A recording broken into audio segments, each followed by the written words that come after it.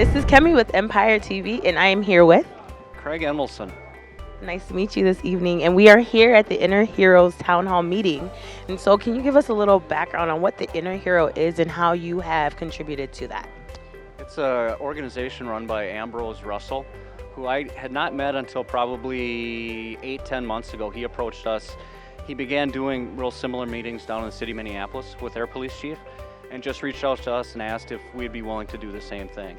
We started with where our meetings were actually occurring in some of the barber shops in Brooklyn Park, and this meeting was actually to occur in a barber shop, but it's since closed.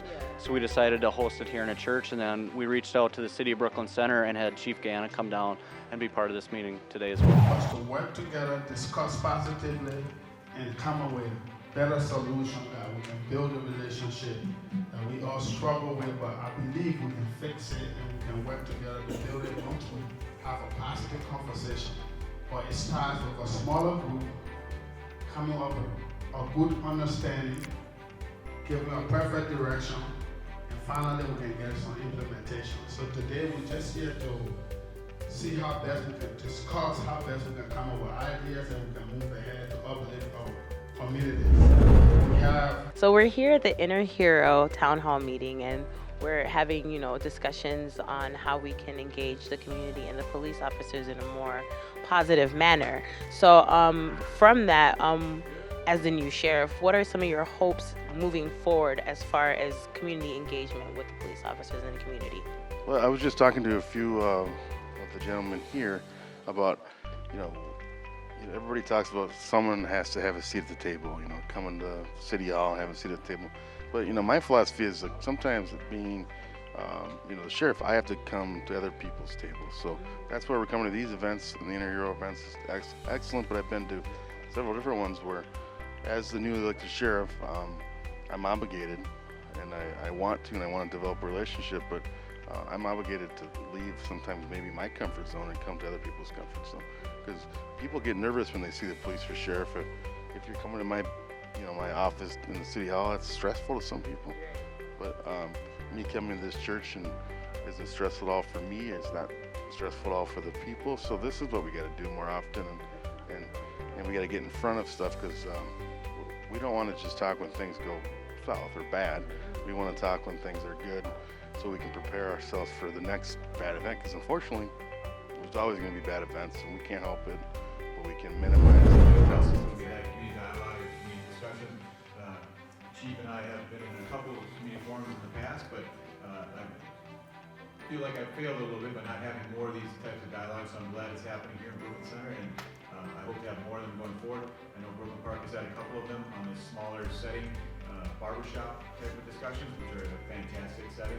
So I'm looking forward to this and answering any questions that come up, and also maybe expressing some opinions and views that I have as police chief. This is Kemi with Empire TV, and I'm here with. Ambrose R. Russell of the Inner Hero organization. Thank you for being here. How are you doing this evening? Good. Very excited to see our community moving in a very positive direction, and I believe if we can continue on the consistency of the communication piece with our local law enforcement and the community, I believe we're gradually going to get to where we want to be, and the goal is to have the community be a police and the police can become a community, because that's the original goal from the get-go. So that's what we're aiming at, and that's what we're working towards. What was your inspiration with starting the Inner Hero?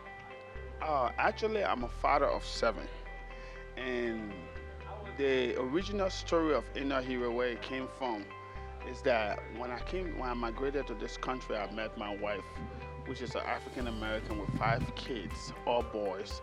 The oldest at the time was 12, and the youngest was 6, and they all came from one dad and one mom, but the dad was killed in 1996, and it was a divine interaction for me to meet her. And sometimes, so to speak, man would not do what God would do, and God led me to that direction. And the whole story of Inner Hero started with me raising my boys and having 6 boys and 1 daughter. That was the inspiration, being that all of them was born here African American descent, and to see how I've had to govern myself in a way to govern them to be successful, that would not go to jail, that would not be in problem with the laws, So that was the inspiration of the whole inner hero.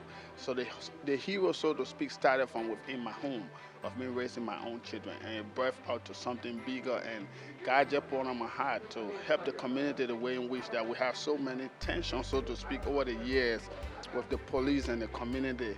And I thought, what is the way in which can I help the community as a person that will be able to navigate that tension that is between both sides. And it was to start a peaceful conversation, have a dialogue. And I believe once we can have a dialogue, it will lead to positive upliftment, and that positive upliftment will lead to direction, and that direction will lead to implementation. Our roll calls are what, every day?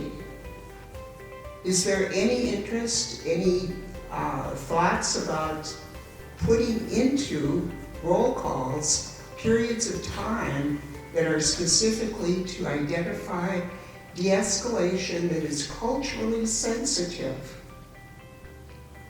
I remember when Dwana and I did a speeding roll call at BC. Absolutely amazing Liberian man who's probably 4.5 feet taller than I am, and we had a couple of other differences as well. And we talked about speeding, and I think it made a difference because I had a sign in front of my house with a trailer with the speed trap thing on it. I guess I speed more than Dwana did, but he was stopped more often than I was. Can we do something like that? Does that make sense? And are there resources for that? No, I think within our structure, within Brooklyn Center, that is something that's very doable. We do have centralized roll calls. We work 12-hour days, so we have a 6 a.m. and a 6 p.m. roll call. We have other officers that come in intermix, but that's where we got the most bang for our buck in the past, was basically focusing in and getting community members to come in and speak on various topics, whether it be immigration or whether it be on mental health and these other topics. So that has been very successful. It has been on a bit of a hiatus in the last couple of years, but it's something that we can revisit. What are some positive things that have happened since you guys have started having these dialogues with the community? Well, I think every dialogue that we've had has been positive. There have been some tough, difficult discussions in the past, but they're always good because we get our information out there. We get to hear from the citizens that we serve, and it's a good two-way communication. We don't always have that because a lot of times what we're doing is we're talking with citizens that are in crisis. These are great dialogues where we can sit down and be calm and talk about what is the issue that's addressing that you want to address, and we'll talk about it. I'm Bill Woodson, and thanks for, you guys have always done a great job of being accountable to the community and available to the community, so thank you for continuing that commitment.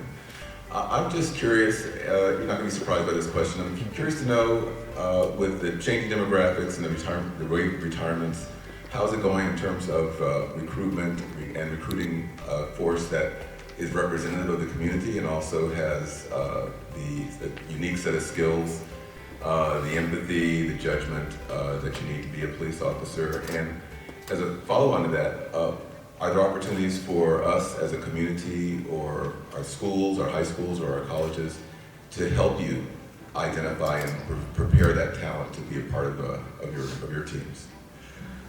So Bill, during kind of the Jamar Clark Philander Castillo saga era, for lack of a better term, he did what Ambrose is doing for us tonight. We asked him to come out and moderate a couple of discussions for us, so I appreciate you coming. That's awesome. As far as diversifying our police force, I think I shared with you the University of Minnesota study that we did, but I haven't necessarily shared that very largely. So, University of Minnesota will select projects that are submitted by cities under a program called Resilient Communities. So we submitted an idea to them just to see if they take it on, and it was, how do we, as a city, attract, hire, and retain specifically African Americans to become police officers? So they took on the project, and they took it to their psychology class and one other class. So they came back and presented to us, I think it was December of 16 or early part of 17. And what we learned was, across the state of Minnesota, on any given year, there's between 41 and 44 candidates to be hired that are African American, both male and female. So if you do the math, the number of agencies potentially looking to hire an African American police officer, with the number of candidates that are out there, it was like we had a .0014% chance of getting a candidate.